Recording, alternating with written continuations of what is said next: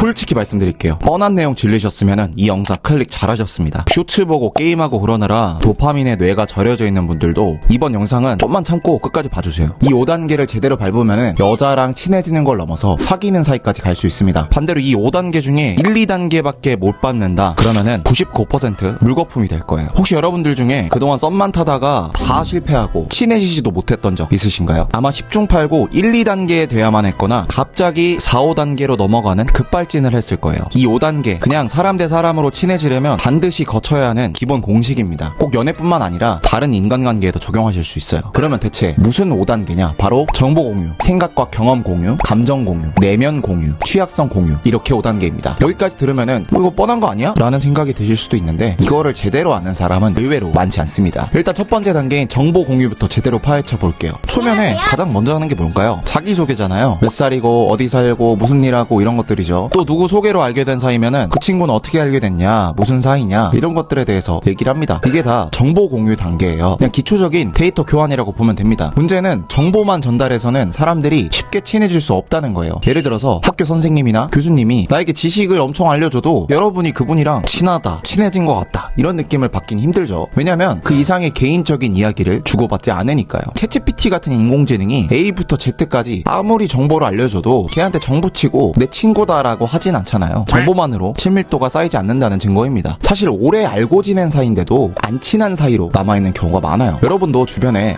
쟤는 오래 봤는데 진짜 친한 느낌이 하나도 없다 라는 느낌이 드는 사람 한 명쯤 있을 겁니다. 그런 친구들을 가만히 보면은 서로 대화할 때 정보 전달 수준을 넘지 못해요. 길에서 오랜만에 마주쳐도 어색한 친구랑은 어디가? 옆에 있는 분은 누구야? 여자친구야? 이 정도 질문만 오가고 그래? 잘 지내? 라고 끝나죠. 왜냐면은 이렇게 정보 공유만 하는 게 덜 귀찮고 무난하니까요. 반면에 진짜 친한 친구는 어떤가요? 오랜만에 보면 와 여기서 보네 진짜 반갑다 라는 말부터 나오죠. 정보 전달을 넘어서 생각이나 감정이 곁들여집니다. 딱 이 차이예요. 정보만 오가면은 거리감이 좁혀지지 않고 감정이나 생각을 곁들여야 비로소 친밀도가 확 올라갑니다. 남녀관계에서도 똑같아요. 여러분이 관심 있는 여자랑 맨날 뭐해? 밥 먹었어? 오늘 날씨 좋더라? 이런 정보 전달만 반복해봐야 서로한테 남는 게 없어요. 저는 진짜 이 중요성을 아는데 저는 예전에 로봇 같다는 말을 엄청 들었어요. 감정이 없다고요. 친구들이 주말에 뭐 했냐고 물어보면은 여러분은 뭐라고 했을 것 같나요? 저는 그냥 챗GPT 마냥 진짜 뭐 했는지를 알려줬어요. 청소기 돌리고 게임 좀 하고 그랬지 이랬죠. 딱 정보 전달밖에 못했습니다. 저는 그 당시에는 뭘 어떻게 더 얘기해야 하는지를 몰랐어요. 그냥 물어보는 거에 대답하면 되지 않나? 라는 생각이 들었지만 막상 친구들의 반응은 무미건조했죠. 지금 생각하면은 내가 정보 전달 같은 거밖에 안 해서 친구 사귀기도 어렵고 썸을 타도 다 말아먹었구나 라는 생각이 듭니다. 제가 그런 어려움이 있었기 때문에 심리학이나 연애 쪽을 쭉 공부한 것 같아요. 결국 정보 전달을 넘어서 생각이나 감정 공유를 해야 한다는 정말 간단한 방법을 알게 되면서 인생이 바뀐 거죠. 그래서 저처럼 어려운 분들에게 도움을 주기 위해서 이렇게 연애 유튜브까지 운영하고 있는 것 같습니다. 정말 이렇게 대화에 서툰 분들이 많거든요. 혹시 여러분도 관심 있는 여자랑 아니면 친구랑이라도 밥을 먹으러 가서 할 말이 없기 때문에 이런 정보만 나열하는 대화를 해보신 적 있을 겁니다. 예를 들면 여기 사람 많다, 장사 잘 된다, 반찬이 되게 많다 같은 말들이요. 근데 이런 말들은 사실 아무런 감정도 없고 일체의 개인적인 생각도 곁들여져 있지 않죠. 생각해보세요. 상대방이 여기 사람 많다라고 하면은 우리가 대답할 수 있는 게 그런 애 정도밖에 없어요. 이런 얘기는 백날 해봤자 친해지기는커녕 이 사람이랑 대화하는 거 재미없다라는 생각만 듭니다. 더 어색해지겠죠. 그러면은 이걸 어떻게 바꾸면은 더 맛깔나질까요? 1단계를 넘어서 최소한 2단계에 해당하는 생각과 경험 공유, 그리고 3단계 감정 공유 대화들을 해야 합니다. 고깃집에 왔다면 전에 여기 와봤는데 어땠다 하는 경험을 공유하고 이런 곳에 오면 기분이 어떻다는 감정을 공유하는 것들이죠. 그러면 1단계는 이렇게 졸업하고 바로 2단계 생각과 경험 공유로 넘어갈 건데 그 전에 이렇게 체계적으로 제대로 연애를 배우고 싶으시면 구독 눌러서 다음 영상도 놓치지 마세요.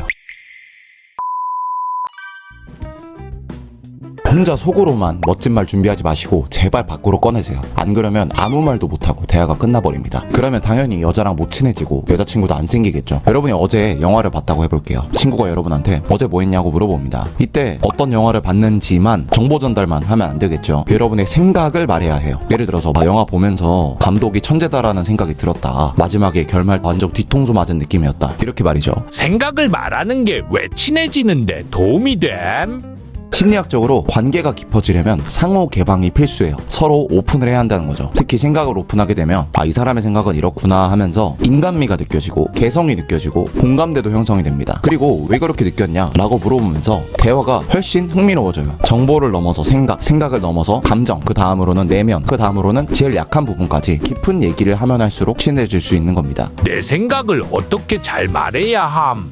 평소에 자기 생각을 많이 안 말해본 분들은 어떻게 생각을 말해야 되나 막막하실 텐데 딱 두 가지만 기억하시면 돼요. 어땠는지랑 왜 그런지 딱 두 가지만 기억하시면 됩니다. 예를 들어서 얘기하다가 요즘 혼밥이 편하더라 이렇게 생각을 말할 때 혼밥이 편하다는 게 어떤지에 대해서 얘기를 하는 거죠. 이렇게만 말해도 여러분의 생각을 말한 거라 대화가 훨씬 풍성해집니다. 상대방이 맞장구를 쳐주거나 본인의 생각을 말하게 되겠죠. 여기까지만 해도 대화가 잘 진행이 돼요. 근데 만약에 여러분이 좀 더 내 생각을 끄집어내서 말하고 싶다 할 때는 왜 그런지에 대해서 얘기를 해주면 좋아요. 방금 같은 경우에는 왜 내가 혼밥이 편하다고 느꼈지? 라고 스스로에게 질문을 해보는 겁니다. 내가 사람들하고 약속 잡는 걸 좀 귀찮아하는구나. 이런 답이 나왔으면 요즘 혼밥이 편하더라. 사람들하고 약속 잡는 것도 귀찮아. 이런 식으로 왜 그런지를 붙이게 되면 생각을 훨씬 잘 얘기할 수 있게 돼요. 근데 제가 이렇게 말했는데도 내 생각을 말했다가 괜히 반박당하면 어떡함? 라고 생각하는 분들이 꽤 많이 있을 겁니다. 솔직히 공감해요. 왜냐면 제가 직접 했던 생각이거든요. 제가 옛날에 로봇 같았다고 했죠. 저는 괜히 내 생각을 말했다가 창피당하면 어떡하지? 라는 두려움이 굉장히 심했어요. 생각을 말할 용기가 없었습니다. 예를 들어서 영화를 봤는데 저는 재밌게 봤거든요. 근데 다들 재미없다고 하면은 저는 저의 생각을 숨겼어요. 괜히 재밌다고 얘기하면은 영화 보는 눈이 없다고 하면 어떡하지? 수준이 낮아 보이면 어떡하지? 이런 쓸데없는 걱정이 많이 들었습니다. 그래서 저는 재밌게 봐놓고 사람들이 재미없다고 하면은 저도 재미없다고 했어요. 근데 이제는 다 겪어보고 자신있게 말씀드릴 수 있는 게 진짜 그런 걱정은 그냥 찐따가 망상 속에서 섀도우 복싱 하는 거랑 똑같아요. 이거는 그냥 괜히 겁먹는 겁니다. 대부분은 인터넷에서 사람들이 남들 생각에 반박을 잘하잖아요. 그런 것만 보고 사니까 현실에서도 그럴 거라고 생각을 하는 겁니다. 애초에 현실에서는 남의 생각에 악의적으로 반박하는 사람 찾기 힘들어요. 거의 없습니다. 그리고 그렇게 말을 하는 순간 그 사람이 이상한 거고요. 그리고 반박을 좀 당하면 어때요? 네 생각은 그렇구나 하고 넘어가면 그만이죠. 자기 생각이 반박을 당하면 안 된다는 그 생각 자체가 틀려먹은 겁니다. 이상한 방어기제인 거예요. 자존감이 너무 떨어져 있으니까 그런 가벼운 공격도 지레 겁먹고 무서워하는 겁니다. 생각을 말하라고 해서 논리적으로 맞는 말을 하라는 게 아니에요. 그냥 영화를 보고 재미없으면 내 취향이 아니다라고 말하는 겁니다. 거기에 무슨 반박거리가 있어요? 무슨 토론하는 것도 아니고 무서워할 필요가 없습니다. 하이 리스크 하이 리턴 아시죠? 리스크를 걸지 않으면 얻는 게 없습니다. 근데 심지어 생각을 말하는 건 하이 리스크도 아니에요. 오히려 반박당할까봐 막 초조해하면서 자기 생각 숨기고 입 꾹 다물고 있는 게 그게 더 위험한 거예요. 상대방이 봤을 때 엄청 형편없어 보입니다. 결론은 간단해요. 무서워도 일단 던지세요. 늘 마음속에서만 멋진 대사 연습하지 마시고 현실에서 한번 부딪혀 보세요. 별거 없습니다. 오히려 여러분이 당당하게 생각을 말해야 다른 사람들이 여러분을 잘 대우해 줄 거예요. 한두 번 부딪히다 보면은 별거 아니다라는 걸 체감하게 될 겁니다. 자, 이제 여러분 차례예요. 영화 얘기든 밥 얘기든 사소한 관심사든 한 번이라도 더 본인의 생각을 말해보세요. 거기서부터 진짜 관계가 시작됩니다.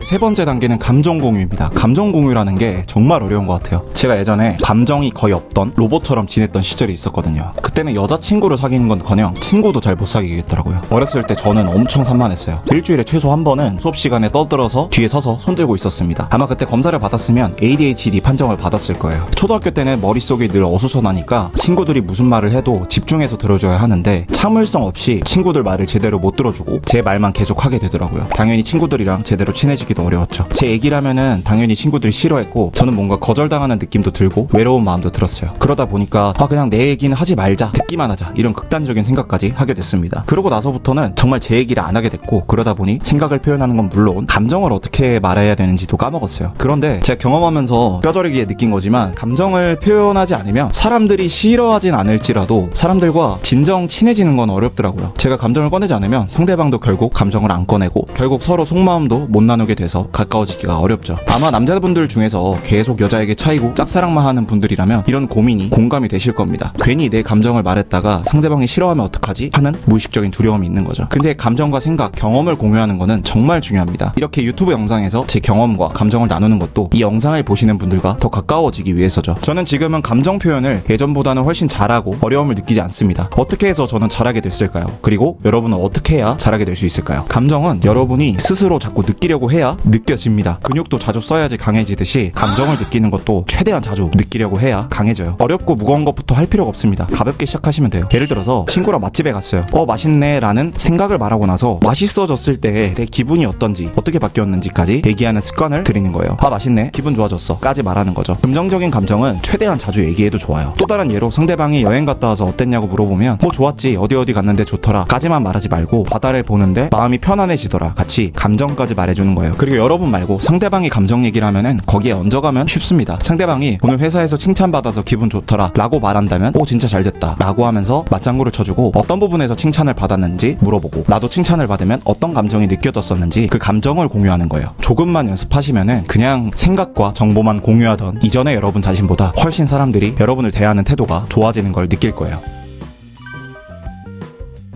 자, 앞에서 1단계부터 3단계까지 쭉 설명해 드렸잖아요. 이제는 4단계, 내면과 가치관 공유를 이야기해 볼 시간입니다. 솔직히 말해서 앞 단계들만 잘 지켜도 우리 꽤 친해졌다는 느낌까지는 갈 수 있어요. 근데 여기서 멈추지 않고 이 사람과는 뭔가 특별한 사이다 라고 느끼고 싶다면은 내면 그리고 가치관을 주고받아야 합니다. 내면이랑 가치관이 그럴듯한데 그게 그렇게 대단한가 라는 생각이 들 수도 있어요. 근데 이 부분이 빠지면은 우리가 흔히 말하는 깊은 친밀감은 절대 안 생깁니다. 가치관이 뭐임? 어렵게 생각하실 필요가 없어요. 가치관은 내가 살면서 무엇을 중요하게 여기는지를 말합니다. 예를 들어 나는 가족과의 시간이 중요하다, 나는 돈을 버는 게 중요하다, 나는 친구를 만나는 것도 좋지만 개인적인 시간도 중요하다, 실패해도 도전을 하는 게 가치 있다고 생각한다 같은 것들이 있습니다. 생각, 감정이랑 뭐가 다름? 생각이랑 감정 공유는 지금 내가 어떤 감정을 느끼는지, 즉 현재 요즘의 나를 말하는 정도라면, 가치관은 그런 생각을 왜 하는 거고 그런 감정을 왜 느끼는 건지 그 이유를 보여주는 나라는 사람의 뿌리라고 보시면 돼요. 왜 가치관을 공유하면 더 친해지는 거임? 쉽게 말해서 상대방의 속사정을 정확하게 이해하게 되니까요. 이 사람이 왜 이렇게 행동하지? 왜 이런 식으로 말하고 이런 태도를 보이지? 그 이유가 가치관에 담겨 있거든요. 예를 들어서 제 친구 중에 엄청나게 완벽주의적으로 행동하는 친구가 있어요. 다들 쟤 왜 저렇게 예민해? 하면서 이해를 못합니다. 근데 저는 그 친구가 성장을 원하고 성취감을 추구하는 가치관을 가졌구나 라는 걸 안 뒤로부터는 쟤는 더 발전하려고 저렇게 스스로를 채찍질하는구나 하고 이해하게 됐습니다. 그 전에는 그저 괴짜처럼 보였던 게 가치관을 알고 나서 그럴만하네 라는 공감으로 바뀐 거죠. 대충 표면적인 정보나 현재의 감정만 주고받는 건 손님을 집 현관까지만 안내하는 거랑 비슷해요. 환영 인사 정도는 하지만 그 사람을 집 안쪽으로 들어오게 하진 않잖아요. 그런데 내면 가치관까지 공유한다는 건 집 안방까지 직접 안내해서 거기에 있는 소중한 물건이나 옛날 사진 앨범을 보여주는 것과 같습니다. 누구에게나 쉽게 드러내지 않는 나의 뿌리와 이야기를 공개하니 상대 역시 나를 더 깊이 이해하게 되고 둘 사이의 친밀감도 훨씬 두터워지는 겁니다. 그래서 여러분이 정말로 친해지고 싶고 가까워지고 싶은 여성분이든 친구가 생기면 상대방의 가치관을 물어봐주고 여러분의 가치관도 공유해줘야 돼요. 자, 그럼 내가 어떻게 이걸 써먹나 싶으실 텐데 바로 알려드리겠습니다. 방법을 알아보기 전에 이렇게 제대로 된 연애 심리를 계속 배우고 싶으신 분들은 구독 한 번씩만 부탁드립니다.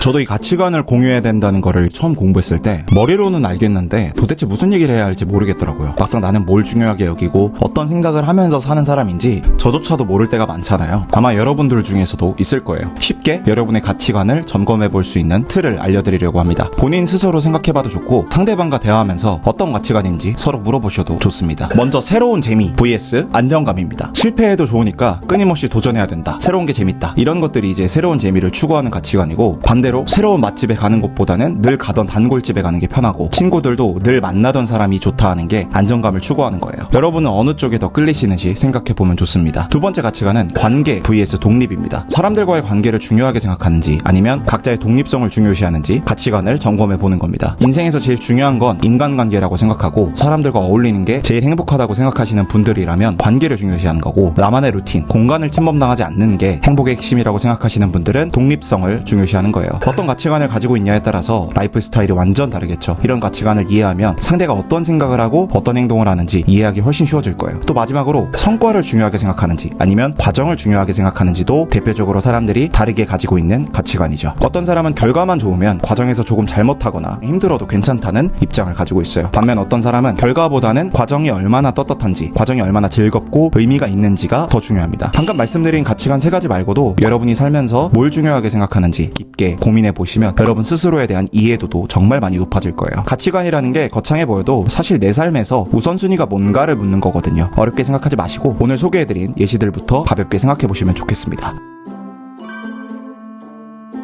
마지막 5단계 취약성 공유까지 못하면 제가 장담하는데 90%는 그냥 그런 사이로 끝나버릴 겁니다. 아니 이미 감정과 가치관까지 다 나눴는데도 뭐가 또 남았나 싶죠. 바로 여러분이 가장 숨기고 싶었던 면, 약점, 고민, 힘들었던 과거, 트라우마 이런 취약성입니다. 듣기만 해도 그거를 굳이 드러내야 하나 싶으시죠? 그걸 안 드러내면 관계는 거기까지인 거예요. 오늘 제가 왜 그런지 단도직입적으로 알려드리겠습니다. 왜 약점을 드러내야 할까요? 완벽해 보이는 게 좋은 거 아닐까요? 여러분, 어벤져스 같은 마블 영화의 주인공들이 왜 인기가 있을까요? 그 주인공들이 완벽해서일까요? 바로 약점이 있기 때문입니다. 이 약점들이 오히려 그들을 더 입체적이고 매력적인 캐릭터로 만들어주면서 관객들이 더 친밀감을 느끼게 만들어주죠. 예를 들어 아이언맨의 경우 천재적인 두뇌와 재력을 가졌지만 과거 전쟁에 사용된 무기를 만들었다는 죄책감과 어벤져스 1편에서 뉴욕 사태에서 겪은 트라우마 등으로 고뇌하는 모습을 보입니다. 또 캡틴 아메리카, 블루스컬의 경우엔 항상 정의와 책임감 때문에 개인적인 삶이나 행복을 우선시하기 힘들어하죠. 이렇게 우리가 좋아하는 영화 속 인물들을 보면 가장 완벽해 보여야 할 히어로조차 약점을 적나라하게 보여줍니다. 바로 그 취약함이 인간적인 매력을 만들어주고 관객들은 나도 저렇게 힘들 때가 있는데 저 사람도 약점이 있구나 하는 동질감을 느끼게 해주죠. 왜 약점을 드러내면 호감이 생기는 거임?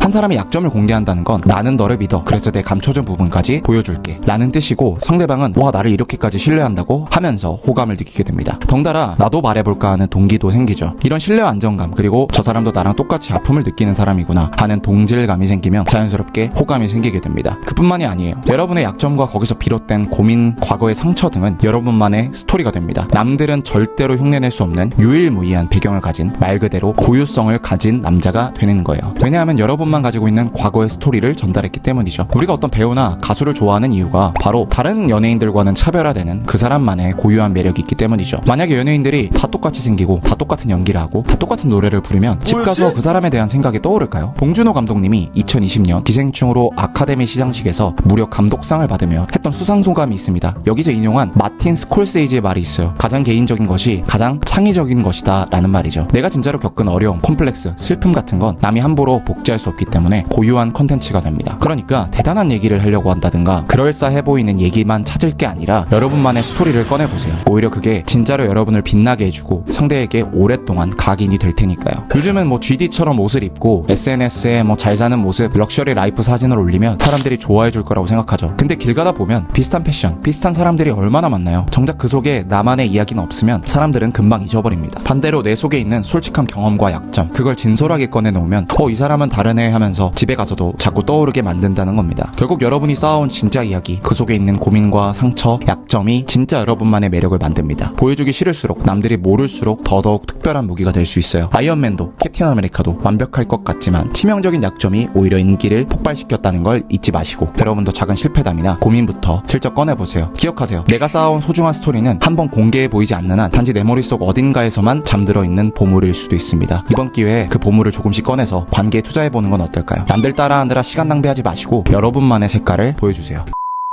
솔직히 말씀드리면은 여러분 중에서는 이 영상을 처음부터 끝까지 꼼꼼히 보신 분도 있고 중간중간 건너뛰면서 보신 분도 있을 거예요. 하지만 어떤 방식으로든 끝까지 보셨다는 거는 이 내용이 정말 내 연애나 인간관계에 도움이 될 것 같다 라는 마음이 조금이라도 들었다는 뜻이겠죠. 지금까지 말씀드린 5단계 정보 공유, 생각과 경험 공유, 감정 공유, 내면 공유, 그리고 취약성 공유, 이 구조가 머리로는 분명 이해되셨을 겁니다. 이 단계를 따라가면은 확실히 더 깊게 친해질 수 있겠구나. 첫 단계에서만 맴돌면 그냥 스쳐 지나가는 사이로 끝나는 거고 끝까지 가야 진짜로 특별한 사이가 되는구나 하는 걸 아마 느끼셨을 거예요. 그런데 특히 4, 5단계인 가치관 공유랑 취약성 공유, 이 부분을 막상 실제로 쓰시려고 하면은 어떤 타이밍에 어떻게 꺼내야 실전에서 자연스럽게 써먹을 수 있을까? 상대가 거부감을 느끼면 어떡하지? 내가 말을 잘 못하는데 구체적으로 어떤 화법으로 말해야 되지? 등등 이런 걱정이 드실 거예요. 유튜브 영상에서는 흐름과 핵심 키워드를 알려드렸지만 어떤 순서로 어떤 멘트를 던져야 하는지까지는 다뤄드리지 못했습니다. 특히 구체적으로 어떤 대화 주제로 대화해야 되는지, 어떻게 더 여자의 취약성을 이끌어낼 수 있는지 말이죠. 그래서 이번 풀패키지 2.0에서 이번 유튜브 영상 내용과 이어지는 심화 내용을 업데이트했습니다. 유튜브 영상에서 말씀드린 내용을 실전에서 바로 적용할 수 있도록 조목조목 실제로 어떻게 자연스럽게 얘기를 꺼내야 하고 구체적으로 어떤 주제의 얘기를 해야 하는지, 일명 여자의 취약성을 꺼내는 법 강의를 업데이트했어요. 특히 마인드 세팅, 도대체 왜 취약성 얘기를 꺼내야 하는가를 넘어서 도대체 어떤 마음가짐을 가져야 어렵지 않게 취약성에 대한 얘기를 꺼낼 수 있는지를 넘어서 밑밥 깔기 노하우까지 알려드립니다. 그래서 언제 어떻게 꺼내야 하나, 처음 만났을 때부터 꺼내도 괜찮은 얘기인가, 여자의 어렸을 때 얘기를 자연스럽게 꺼낼 수 있는 어디서도 들어본 적 없는 기법, 그리고 여자의 현재 가치관을 자연스럽게 꺼낼 수 있는 대화법까지 유튜브에서 다 소개하지 못했던 실전용 대화 흐름을 한 단계씩 A부터 Z까지 알려드릴 거예요. 아마 강의를 보시면은 정말로 바로 써먹을 수 있게 알려주는구나 싶으실 겁니다. 제가 이번에 업데이트를 하기 위해서 가장 중요하게 생각한 거는 누구나 바로 써먹을 수 있어야 한다는 것이었습니다. 2시간 뒤에 소개팅에 있는 분도 이 강의를 한 번만 봐도 바로 써먹을 수 있을 정도로요. 풀패키지 2.0은 이렇게 주기적으로 업데이트됩니다. 당연히 기존 수강생분들은 무료로 보실 수 있고요. 고정 댓글에 강의 소개글 링크 달아놓겠습니다. 후기라도 보러 오시면 좋을 것 같아요.